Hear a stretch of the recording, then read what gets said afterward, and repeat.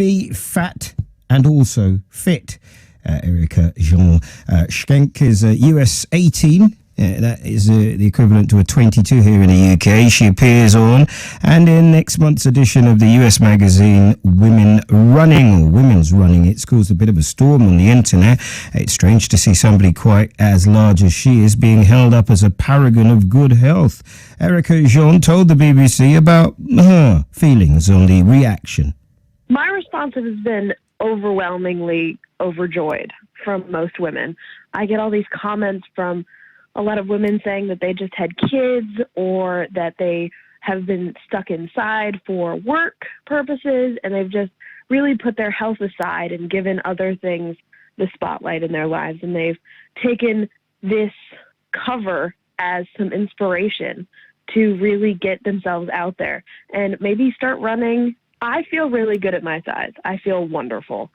I would love to get a little bit more muscle tone, but losing weight has never been my goal. They say that, oh, why are you so heavy? You should lose weight. And then when someone is trying to inspire people to lose weight, then they are criticized. Sam Feltham is the author of Slimology and the founder of the Smash the Fat fitness program. Sam, good evening to you. Hi, Eddie. How's it going? I'm all right. Erica says her goal is not to lose weight. Should it be? Should she lose weight? Yeah, she's a size 22. Should it be her goal? No, not necessarily. Can you be 22, size 22 and healthy? Yeah, certainly. Well, she sounds very chirpy, but it really depends on her health biomarkers. Okay. So a doctor would have to look at her blood profile, look at her cholesterol numbers, her blood glucose, triglycerides, blood pressure, things like that. To see Can't you just look at her and say you're fat or not, as the case may be? I mean, you can certainly say that. I don't think it goes. No, you're telling me also. The point is really, and it isn't my reaction. It's the huge reaction on Twitter, which I'm sure you've been aware of. And it's I've seen the picture, and I have also talked to people who have a large BMI, and they say to me, when it's over a particular point, you don't want to go to the gym, you don't want to exercise in public because you believe that people are looking at you and mocking you. And here you have somebody who appears certainly on the front of it to be operating, in the right way and trying to exercise, and you get people who are not having it. Yeah, I certainly disagree with those people because I deal with people that are size 22. On a daily basis myself, and we should do all that we can to encourage people to exercise and to reap the benefits of exercise. But in terms of if your goal is to lose weight and to get even healthier than you already are from exercising, then focusing on diet is definitely the next step. Yeah, but can you be fit and fat? Yes, I think you can. Can you be healthy and fat? Yes, you can to a certain extent. Some people have predispositions to holding more body fat, so it's really important to keep in mind that there are different body types out there. But I think there is a bit of an upper limit. If you are, what is the limit? What is the limit of your size in order to be healthy and large? If we're using BMI as our ballpark, and that no, can't we use women's sizes? It's easier for everybody listening. Everybody listening, it could be in the region of say above a size 22. You should kind of be definitely going to your doctor to see if your blood profile is actually healthy, because it's all well and good sort of saying that I feel comfortable in my skin, and that's absolutely fantastic. You're body confident, but if your health is actually at risk at that size, then it's important that you do actually address it. So my recommendations are to go to your local GP, ask for a basic blood profile, and see if your basic biomarkers are in check.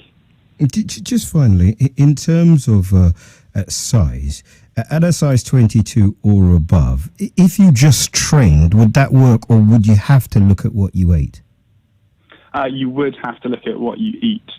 Certainly, you really can't outrun a bad diet, and there's been some interesting studies over the years. One of the most famous is this metabolic ward study where they took 7 pairs of twins under 24-hour surveillance, and they had them in a 1,000 calorie deficit from cycling every single day, and the range of weight loss was between 1 kilo and 7 kilos. So they lost the same amount of calories due to cycling, but there was a varied amount of weight loss that actually occurred. So it really does depend on your own body type. Thanks very much. Sam Feltham there, author of Slimology and the founder of the Smash to Fat fitness program. Let's speak to Julie Crefeld now, who's the founder of the website, The Fat Girl's Guide to Running. Let me first of all say I remember talking to you in 2012 when I ran a marathon, and you're a Facebook friend as well. I declare that, first of all, because I'm going to ask you, can you be fit and fat? Of course you can be fit and fat. Can you be healthy and fat? Of course. And I think the point about Erica Schenk is, it's great to see her put up as a role model. But I guess my problem is, we don't all look as beautiful as she does. She's a model. But it goes some way in terms of normalising sport for women that are larger, because we know that a lot of women, of course it does, a lot of women fear the judgment, judgment of being looked at, laughed at, pointed at, or the fear of being rubbish at sport. And I think when you put up a range of different body sizes, people start to identify with those women and think, oh, maybe I could do it too. And actually the issue is not obesity in this country. The issue is inactivity. Listen, I wish that were the point. If that were the fact, or a fact, you and I wouldn't be speaking today.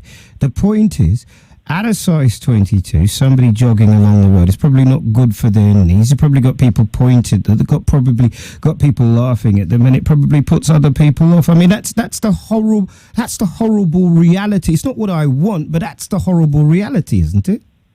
Well, I think there are millions and millions of very, what we would say, normal-sized people that are sitting there in ignorance with a lot of visceral fat. So it's the inactivity that's the problem in this country, the sedentary lifestyles. And, of course, there is also issues to do with kind of overeating and the types of food we eat.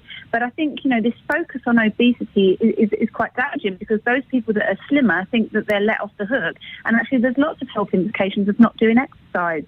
I accept that, but we've moved into a world where judging people and indeed things by what they look like. So that's an inevitable consequence, isn't it? I mean, I've got about 20,000 followers of my blog, the majority of those being plus-size women. And we've just done a piece of research to see how those people found me. Only 25% of those women were actively looking for information about running for plus-size women. The rest of them stumbled across what I'm doing just through the kind of positive imagery. So what are you doing? Tell everybody what you are doing. So basically, I run a website called Too Fat to Run that basically challenges perceptions of runners and what runners should look like. So I do a range of different events, and we have a clothing range and something called Runner of the Month. So it's just about kind of showcasing that you can be any size and enjoy the sport of running. And is running when you're a size 22 good for your knees? Actually, running develops the muscles around your knees and also develops bone density. So this theory about running being bad for your knees is it's a bit silly, really, because, well, I don't know. I ran a marathon and I haven't been able to run since, so I don't know about that. Is that to do with age, perhaps? That's a low blow. That's a low blow. I think it's about you have to build up gradually. Let's not be silly here. If you're carrying a lot of weight, you have to build up gradually, and you also have to have good trainers and be careful on the surfaces that you move on. But we want people to be active. So this fear about kind of damaging your knees, I think, is just not really helping the situation. Thank you very much, Julie. Julie Crefeld there, founder of the website The Fat Girl's Guide to Running. I think I've just been dissed. It's 5:30.